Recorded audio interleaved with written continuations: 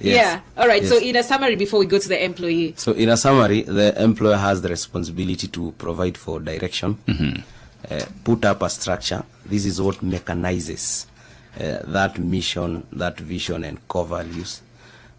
Also provide for a purpose and develop rituals that will now facilitate to build up an ecosystem and synergize that reason why they exist. And of course, the last will be an environment that is supportive enough for the human resource or the people to come in and functional psychologically and even in terms of their motivation to work. Right. Talking about...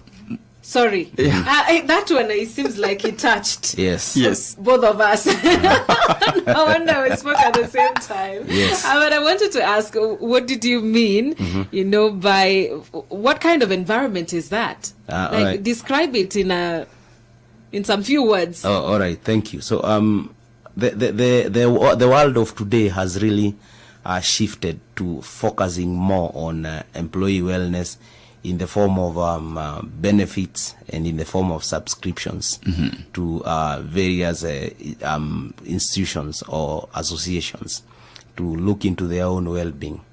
But then we end up ignoring the obvious basics: clean air, clean water, adequate seating or rather spacing, adequate lighting, providing that employee with the tools of trade that are required for him or her to execute their duties and responsibility, coming up with a clear communication channel in the that facilitate for these people to consistently air their views, give feedback, and communicate their own feelings and what the experience could be.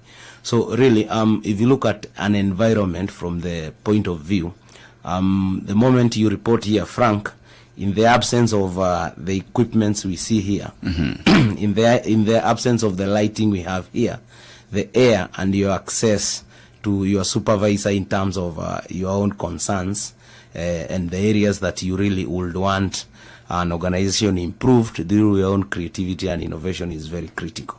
So break an environment in the perspective of communication, in the perspective of mechanizing that individual from the tools and equipment, and also when it comes to supervision, this employee should be facilitated to reach and access their immediate reports at any given time within their working hours. All right. Even outside working hours.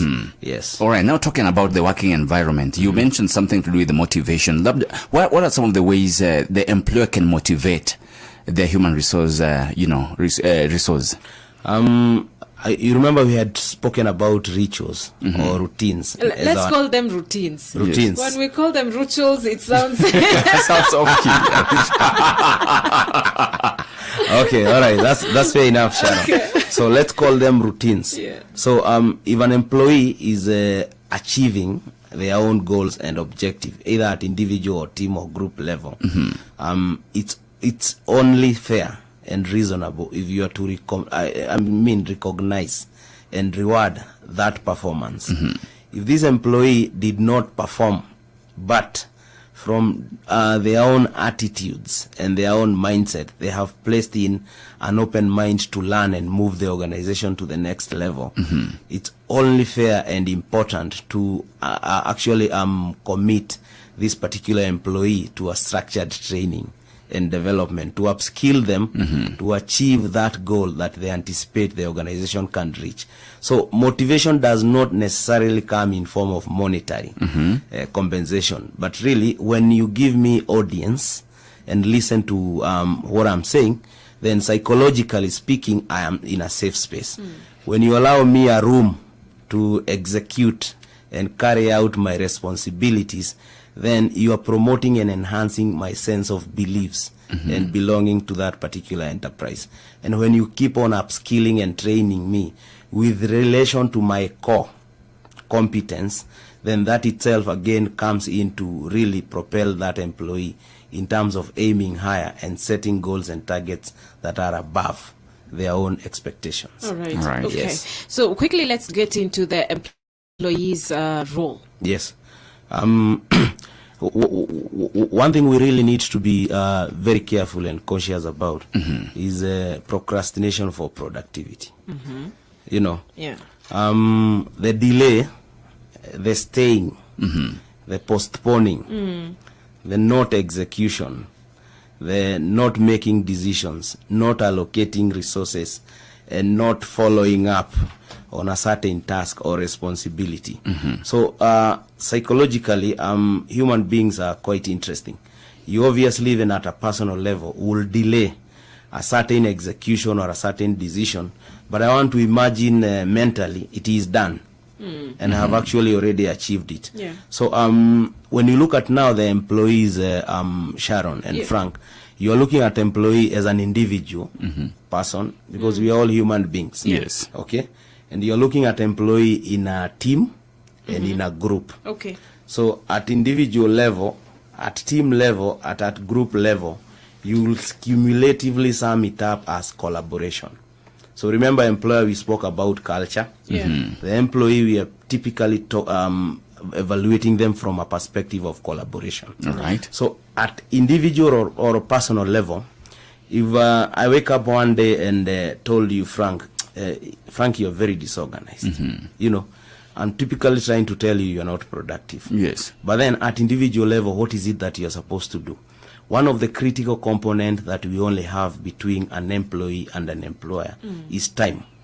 Okay? Yes. So the moment you fail to plan for that particular time slot allocated to you in an organization, and equally which is already safeguarded by the law, then how then do we expect or anticipate to achieve our day-to-day responsibility? So if you look at an employee from a time perspective, you're bringing in the element of being organized in form of having a list to do. You know, what is it that you have purposed to achieve for this particular week by last week on Friday, if you don't report on Saturday? Then if you break it in terms of goals and programs and targets, how then do you allocate time to execute that particular plan for the week? So we are looking at you in the form of being organized as to how you will go about your own duties and responsibilities. Of course, things to do is very important in that you don't just wake up and decide you're going to start from end, which will justify the mean. No plan at all. And of course, even at a personal level, again, how are you organized even in terms of your table? You know, is it cluttered? You know, is it congested? They sound very interesting. Yes. And as I had rightly put it, even from the employer's responsibility, that minimization of sitting space will actually break you like you can't imagine. You know, so how well organized and planned are you at individual level? You know, how do you come in and delegate those tasks and responsibilities that will eventually stop or interfere or distract you from achieving your own goals and objectives? Yet you know you can obviously relieve them to someone else, and at the end of the day you achieve those goals and objectives. When it comes now even to the use of our mobile phones and communications, do we have that time slot that we come in and look at our phones and see what is urgent, etc., etc.? Emails, meetings. Are we always on our emails?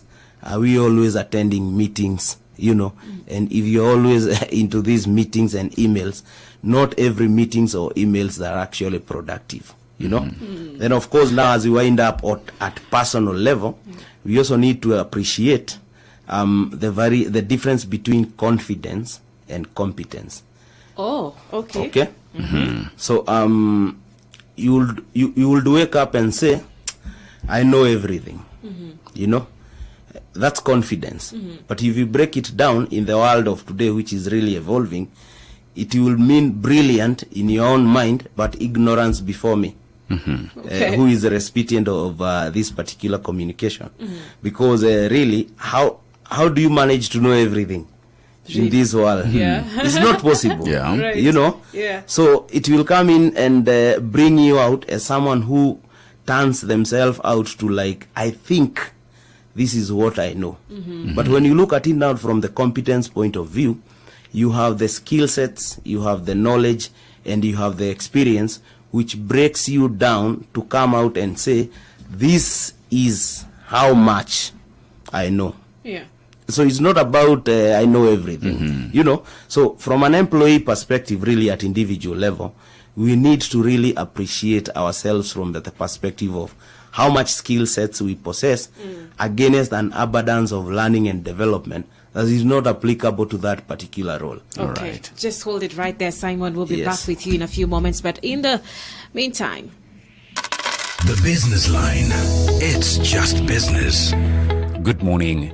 Unga Group Limited has welcomed the cabinet approval to implement the recently adopted strategic food reserve regulations termed as a step in the right direction. Unga Group Managing Director Joseph Choge said the regulations implementation will provide a strategic channel for enhancing national food security ideals while boosting the local agricultural commodity market. Choge stated expanding the national food reserve beyond maize-based stock will have a good impact on the national agricultural transformation goals. The Kenya Economic Survey 2023 indicates the amount of maize imported increased to 793.8 thousand metric tons compared to